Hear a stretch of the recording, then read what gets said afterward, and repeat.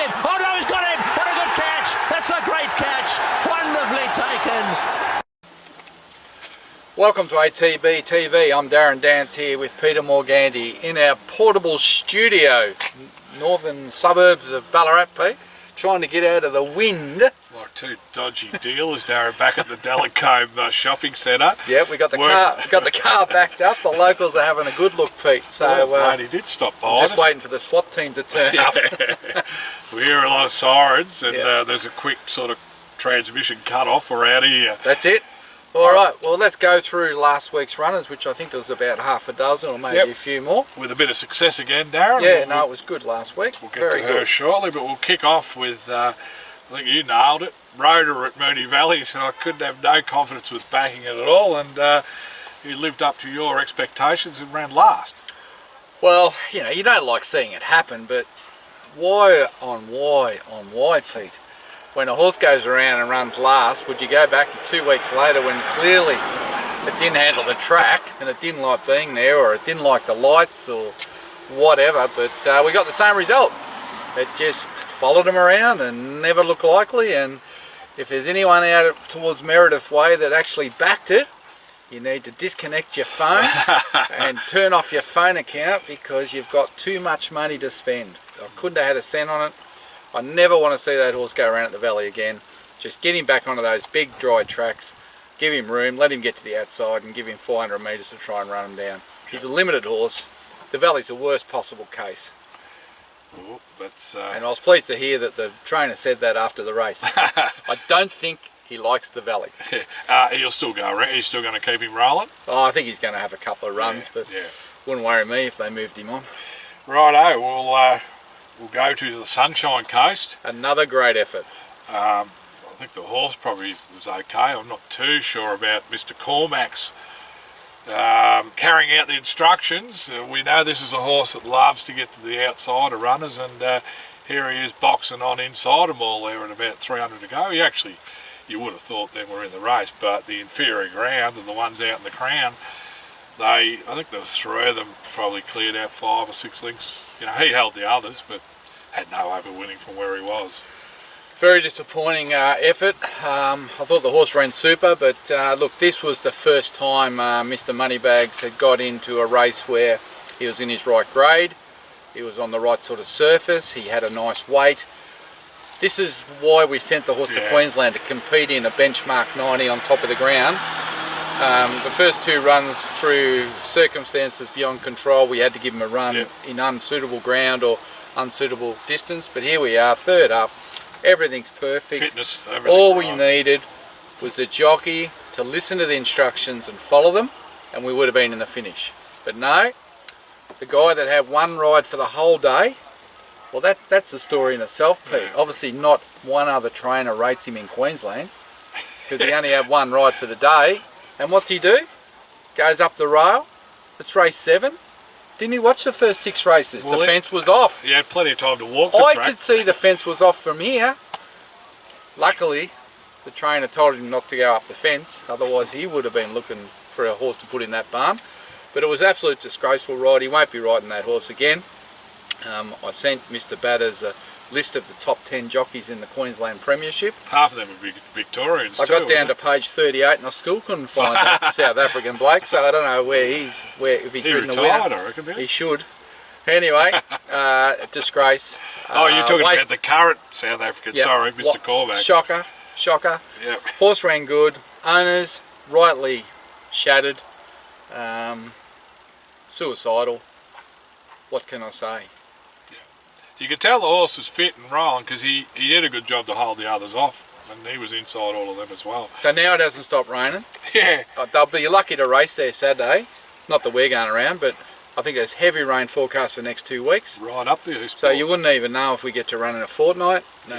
And you know, we've got to get a nice track and the right race and everything again. And I've said to him, we need a proper rider on, someone like Ben Thompson or Noel Callow, or someone that's actually got something between here that's actually going to take it on board. Callow would be a good choice of rider. Strong, a bit of aggression, strong, and understands. Yeah.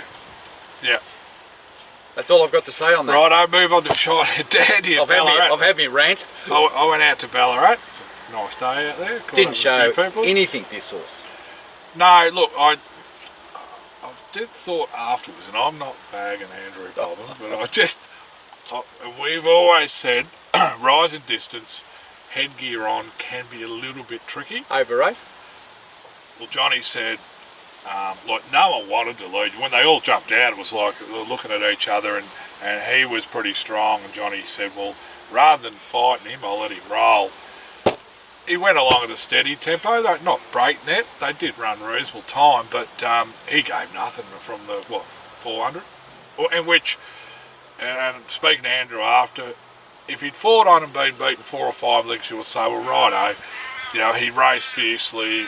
He'll be better for the run over 2,000. But when they're beating 15, not much hope. I never sack a horse off its first run at 2,000. We've learnt that lesson in the past. So I said to Andrew, look, we'll just give him one more go over 2,000. Yeah. And just because sometimes that first run over the trip, it is a bit hard on him.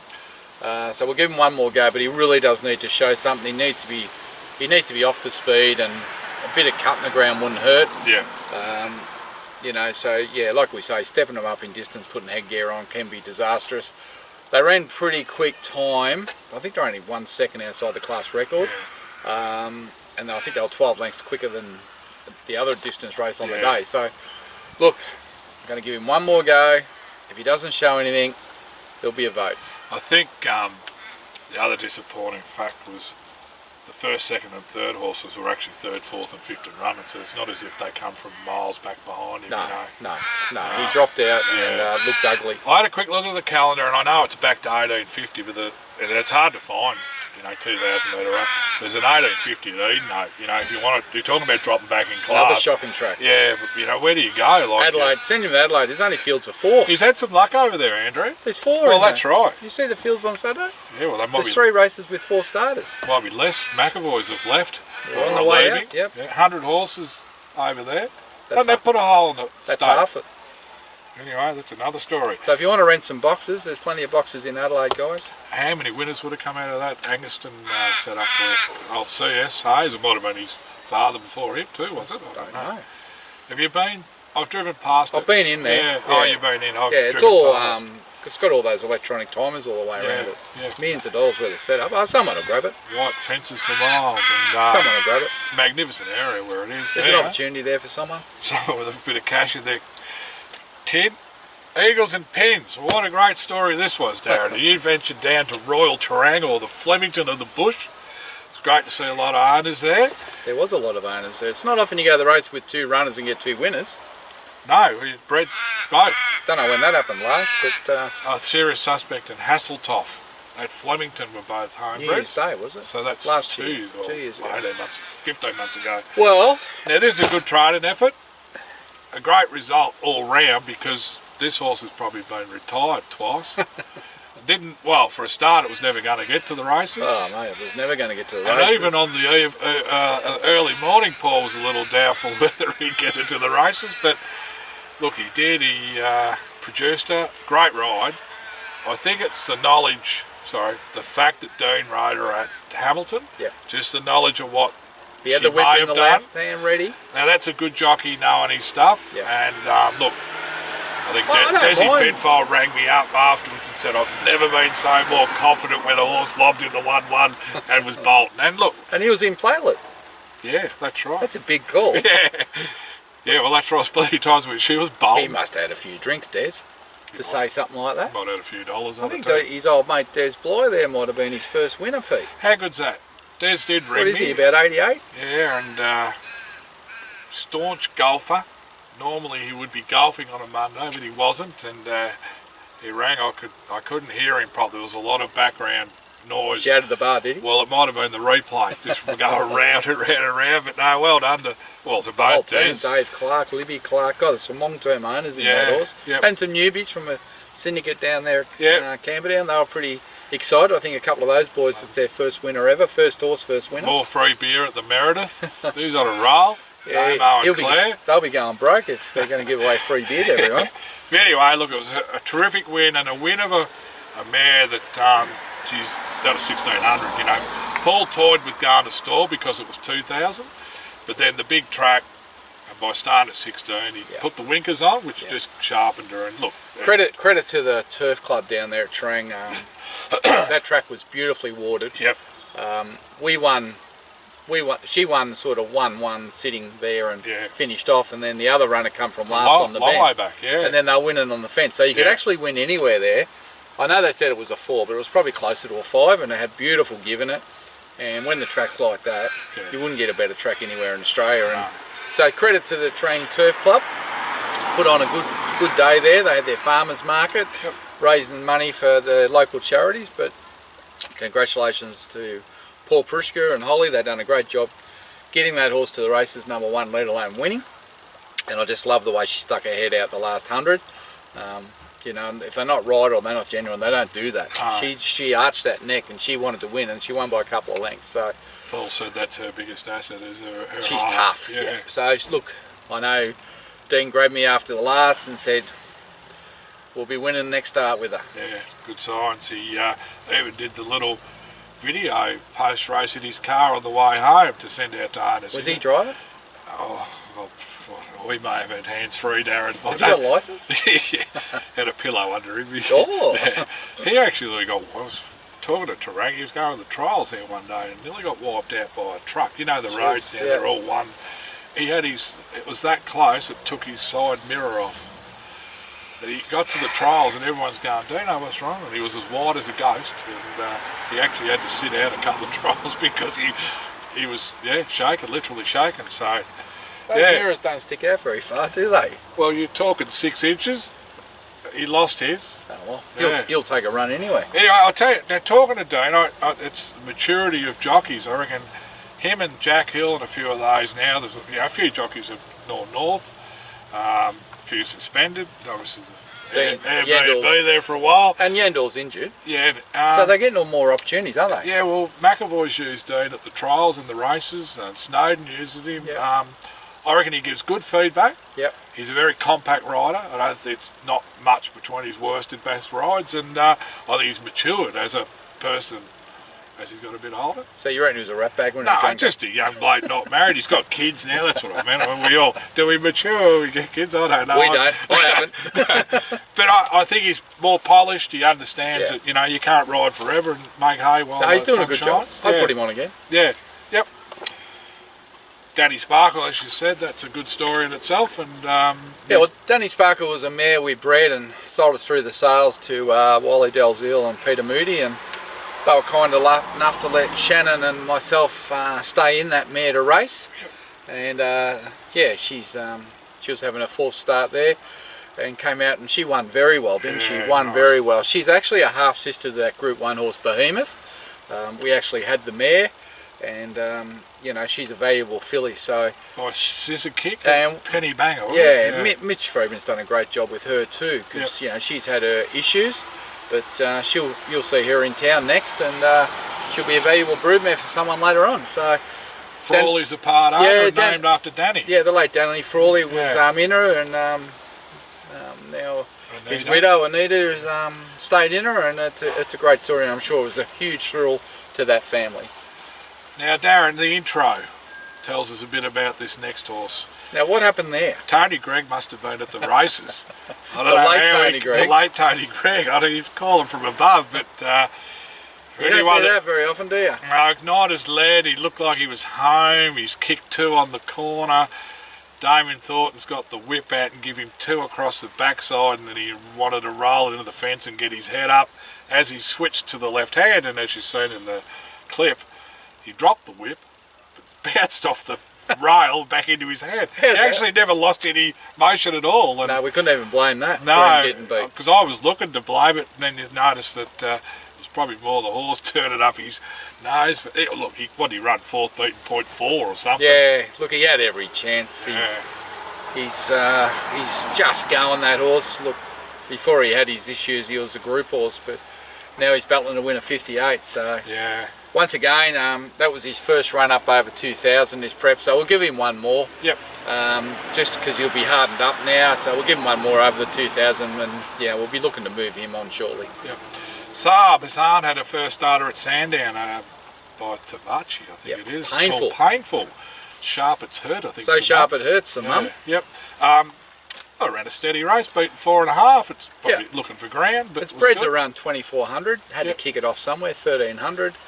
And no, it travelled along nice, green and new, but raced in the colours of the late Alan Harvey from Werribee, who sadly passed away last weekend, and he was trying to hang on to watch the horse debut, but unfortunately not to be. So I know, you know, for a lot of those owners, it's going to be a sentimental horse for them. So painful. Hopefully, once he gets out to a mile plus, he'll be winning. 4.5 first go in town. You know, there's on the rail. Upside. Yep. So that was it, Darren. So a winner and a couple of winners, a couple of nice runs, a couple of question marks, and a couple on the way out. A couple on the way out. Only a couple to talk about. Only going two, forward. Pete. We've got a speedster. Go to Yarra Valley, Darren. Oh my God. Midnight Hussy with Clinton McDonald heads to the 1,000 metre maiden. Yarra Valley. Straw at 8, wouldn't matter if it drew 27, it'll lead on its ear, going by what we've seen. Any idea who's riding it? Rose Pearson. Who? I knew I was waiting for it. If you didn't ask, I wasn't going to say, because it's a matter of just hanging on. Is that a kid? It's I think it's... Apprentice? No, actually. Don't know. I was just going to say, I thought Claims, it was Geordie Childs' girlfriend. But claims 32 that may kilos. be an old girlfriend. Sorry, Geordie. No, look, she's been around for a little while. She's I a noticed senior it's rider. got a, what's it got? Tail chain. What? Gear change. What's a tail chain do? Just Google it if you want to know what a tail chain does. Swishing flies. Stops them sucking air in the back end. So. Oh, that was an issue with the last one. Yeah, anyway. She's got a few tricks, this mare. Look, she's another one that we bred and sold. She showed a huge ability, but she just wants to do it all in the first half of the race. She's going to Yarra Valley, 1,000 metres. She'll look to win her to the 200, and then it's a question of whether they can get her. But she's a Betfair type betting proposition. Don't back her during the run. It's sort of one of those things where you walk in, turn the telly on, then a minute later turn it off and go back outside. She's certainly got a bloody toe. But yeah, see what happens at the end of it. But it's the right type of track. Yeah. Because it's there was an 800 metre race at Ipswich yesterday. That's where she should have been. Righto, that's where she might end up, Darren. Righto. Now speaking of nice horses, now the plunge. Yeah, well, here comes the plunge. It's what is it? We were talking about 10:30 on a Friday. Fields would just about be out. Two Bay Shore. Got the sirens going. They're not coming towards us at the ambulance. Great winner at Pakenham, first up by 6. Heads to a Class 1 1400 at Bendigo. All that suits Class 1. Obviously, there will only one at Maiden. 1400 at Bendigo, perfect. Trained on nicely by what Stokes is saying, and yeah, look, there's a couple in there that got a bit of form, but I think there'll be a few people looking at him and going, well, he might be the one to beat. Yeah, well, he won really well. He's still doing a bit wrong at Pakenham the other night with Brett Preble. I don't think he'll be getting off it. No. The horse is learning, that's why it's not going to town. And look, you got to be careful around the bush at this time of year, and you know there's some good horses floating around. I think there's one horse in that race that's been sort of competing in group races, but it's still in a Class 1 on Tuesday, so they're probably going there for the kill as well. So it's a bit typical when the autumn and the springs come around. They feed back out. You can run into a smart one just trying to get a win. 35,000. You know? Just trying to get a win before you venture back into the city. So I don't know what price this horse will open up, but I'm pretty sure he's going to be short. I'm pretty sure a lot of owners are going to be there. And good place to have a winning drink at Bendigo, Darren. Had a few of them. Yeah, well, I think Peter Gullivan's got a big tab up there, so we'll be able to get a few on the slate before we run away. I think it's, what's it, Silks is their room up there, and we've had a lot of winners. Here we go, Pete, here we go. We've got our groceries coming here, Darren, behind us. Click and collect. It can only happen to us. We've had a lot of winners at Bendigo when you think back over the journey. It's a hard place to live. It's a lovely track. Yeah. It's like Terang, you know, they're just beautiful big tracks, and you love racing there. But look, he's a promising horse. He's going to be hard to beat there. Wouldn't it be lovely to get his name on that board? You know, that Nurseries of Champions. I think don't you have to be a 2-year-old? I think it's if you won a race there and you end up winning a Group 1 Oh, at is some that stage right? later. I think that's what it is, yeah. Well, if they do that, Yeah. my bet is that sign will end up getting cut down and relocated to the Royal Meredith It'll look good out the front. in the beer garden. Wouldn't that attract the racing people in? Or a replica at least. I think Damien and Claire have got their own nursery of champions down there. Nursery of Drinkers. music champion too. And drinkers. Yeah, no. So anyway, he's one to look forward to. So we'll venture up to Bendigo on Tuesday after the Might be able sales. to, if you can just. So Yeah. I'll talk about You the talk sales about the while you're sales. looking to see if it's up. But yeah, so Sunday the Melbourne Premier Sales start off. We've got 4 going through on Sunday, and then 5 going. Must be another 4 going through on Monday, and then just the 1 on Tuesday before we head to Bendigo. So the team's been down there all week parading them, and they've been out. It's interesting, you know, we've got 9 horses there for auction.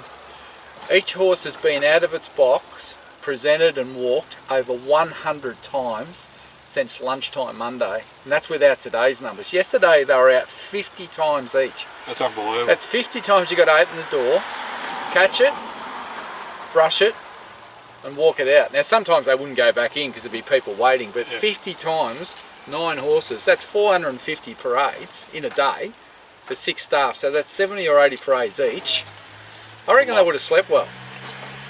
I've done. They might have dropped another 5 kilos there and doing that. That is a lot of parading, isn't it? And today will be ridiculously busy. Yeah. Here she comes again. Here she comes for the return trip. Yep. By the time she gets back to the office, we might leave because she might report us. Yeah, so that's a lot of parades. So basically what happens is every trainer and agent, they go around and look at every horse. Yeah. They look at the whole draft, and then they put lines through the ones they don't like, and then they get down to, I don't know, so there's 1,000 in the sale, they might get down to a list of 50, and then they'll go back and have a second look, and then they'll get down to the 10 So or 12. it gets more pointed probably in the last couple of days. They'll pick out their 10 or 12 they Yeah. like, then they'll get the vets to come in and have a look at their scopes, and then they'll look at their x-rays, and then they'll filter them down. Then they work out their budget, and they'll work out which 1 or 6 they're going to buy. So that's the process. We got 9 in. 9. So until you get an idea on second looks and x-ray hits, you're not really sure what's going on. So The x-rays are a cost involved to get those. well, we provide them.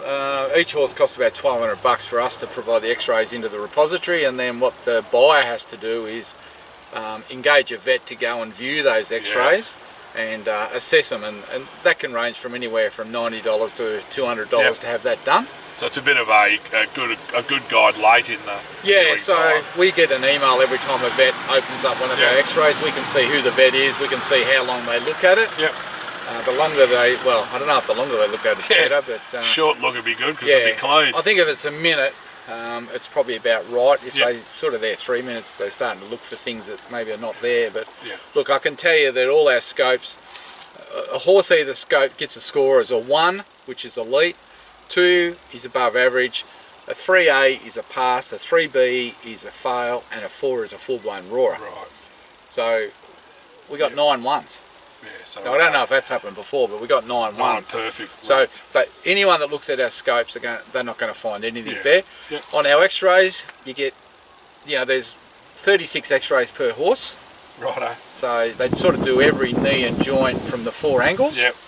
And the stifles, and then they look at them. So the clearer the picture, the better. So we use Dr. Susanna Hawke, who takes the best x-ray. She's got the best machine, costs the most money, but you get the best result. And then they'll look at all those x-rays, and they're looking for problems, and it could be a chip, could be a spur. Sometimes it's just a bit of the bone's just a bit discoloured, right? And that could be a sign of a weakness. So you want nice, clean, white, rounded bones in all the joints. That's what they're looking at. So you and I could look at an x-ray and it'd mean nothing, right? But once they point out, look, there's a fragment there, or an OCD there, or that's a bit discoloured, that could form into a weakness.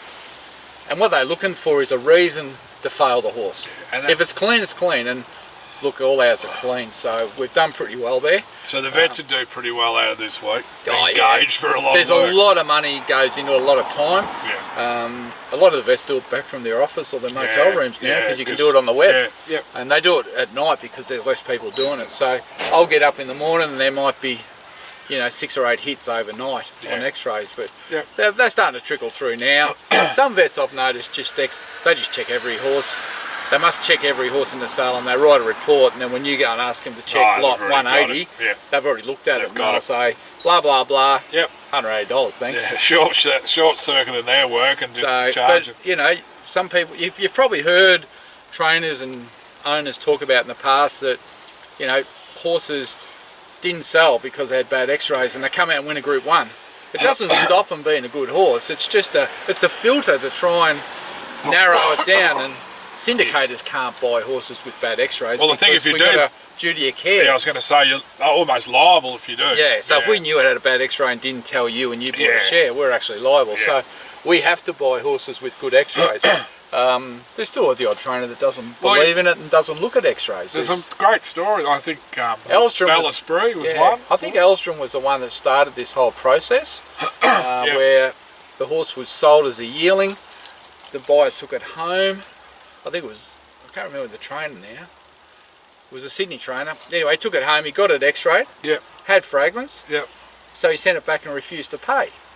So the owner then sent it to a trainer and it won all those group races. Yeah, unbelievable. So, it's not the be and an end all, it's just a filter, really. Yeah. The last day of the sale, Darren, is a lot of those type of horses in that may have little issues, but they're just trying to, or is it more just no, I think it's just the breeding. Yeah. So maybe their conformation's not as good, maybe their pedigrees are not as good. Because you wouldn't take them to the sales, you get nothing back for your money, would you? If you got a bad x-ray, you don't take them. But you shouldn't have bad x-rays. No. Most horses have good x-rays. It's only if something's gone wrong. Yeah. But at the end of the day, I think those horses in the second session, they didn't make the first session. So Inglis actually decide who goes in session 1 and who goes in session 2, which I think is called Showdown or something now. So it used to be P2, but all ours are in P1. We're trying to be in the top 25% of the results. Well, we've had great results. The first, we're 2 years at this sale, heavy? Yeah. Yeah, well this year it's probably looking, we've got 2 really nice Camelots that should make good money. There's an Autumn Sun, Capitalist, Toronado, there's a horse over from New Zealand that we're doing. So, there's a Rich Enough, say you think, like they're all by the right horses. Shalar, so and having a bit of luck with some of those breeds and some of those trainers that have already purchased. And they've all been mated through gold mines. So look, I think they'll sell well. Yep. Bearing in mind that we've already sold 6 this year so far, and we've got 2 of our better ones going to Sydney Easter. So this is our middle group of horses, the 9. 2 going to Adelaide in a couple of weeks and 2 going to Easter in the first week of April. And then that'll conclude the season for us, and thank God for that. Big wheel keeps spinning quickly, though, Darren. Yeah, well, it's nice and quiet at home now, I must say, with no yearlings there and hardly any staff. It's almost feel like you're in a retirement village. We better get winding up. Righto. 10:30. Hey, we're going to finish off with a bit of a look at Eagles and Pins doing her job, and Blue Diamond tomorrow. Who's your tip? I'm more a sentiment. There's my eyes are watering. It's bloody cold here. Julius Sandu with Lofty Heights. Would be a great story. I just love that story. Would be a great story. The bloke with the... It's under a vet cloud, Pete. Yeah, there's 3 or 4 of them, I think, and Dean Lester gave out one in the Oakley Plate. Poland. Poland, the 50s. Was 50s, now it's 30s. So Poland, if you're a bloody long shot each way punter. Well, we won't be betting in Sydney because it's a heavy 10. Yeah. Doomben probably won't race. That's speaking of Sydney, Steinem's up there. Steinem has landed there for a trial next week. Yep. Hope she's got a flippers and snorkel with her. Yeah, I don't know. It's Melbourne. Gee, it's hard, isn't it? Yeah, it is. The Diamond, it's so open. One it's of the great days. But $7 a field or something. Yeah, So the Oakley Plates usually. there's a lot of mail around for Hafey. Yeah, a lot of mail for Hafey. In the Blue Diamond. In the Blue Diamond, and what I would say to you is anything to do with Collingwood rarely wins. And the Oakley Plate, the favourite short. Marabi. Unbeaten. Yeah. Maybe it gets beat this week see, by your horse, Poland. Yeah, well, I see the stable. I watched the Mar Eustace YouTube live thing last night, and they all tipped Generation to win the first. Did they? It's even money. So if you're a punter that likes to The multi. get the multis going, $2.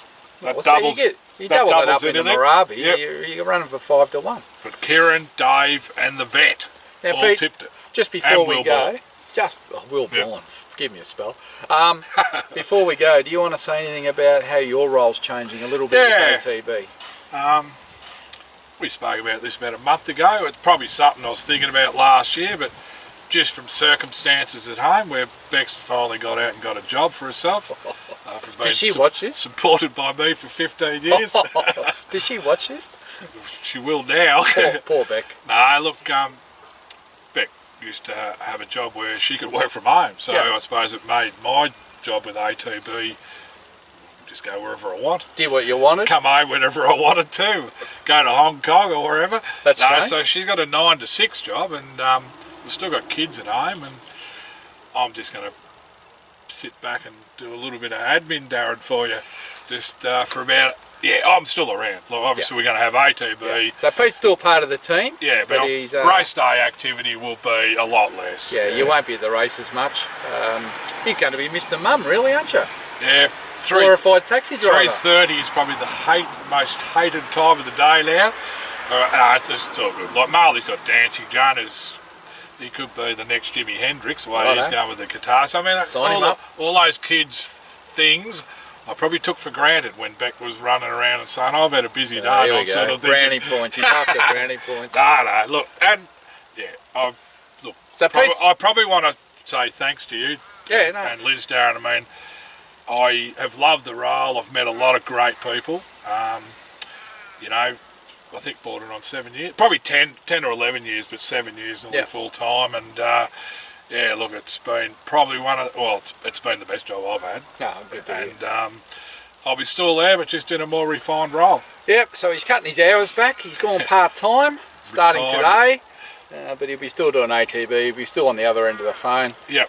And still keeping that website up to date. So. But you can only annoy me 20% of the time now, not 100. And you'll see my ugly head at the races a lot more going forward. So I'm back in the car, back to the races, and yeah, we found a nice balance here. So I'm sure it'll work out. Ballarat's an hour, Rats and Bendigo's a still a chance to get to the races. Well, I've put a limit of 2 hours 40 minutes is my radius. Yeah. So if you want to go to Moe or Sale or Mildura or Swan Hill, you won't see me there. But we want to get rid of those sort of horses and have more metro horses. That's right. As you know, we're trimming our numbers up and trying to work on a bit of quality. So anyway, we're going to wind it up. We've announced that, so that it's effective today. So I'll see you at Bendigo on Tuesday, and have a good weekend, and don't lose too much on the punt. And just remember what I said about Hafey. Anything to do with Collingwood, it's heartbreak. Till next week, Darren Dance with Peter Morganti. Have a great weekend. To 2 or 3 lengths over Eagles and Pins. Anonymous Source, Carter's-Ann up along the inside, then She's a Blinder. Come on Eileen in front, but Eagles and Pins and Carter's-Ann are coming late. Come on Eileen in front, Eagles and Pins finishing off really well though. Eagles and Pins claimed the lead in the last few strides, and Eagles and Pins won it from Come on Eileen second. It might be She's a Blinder third.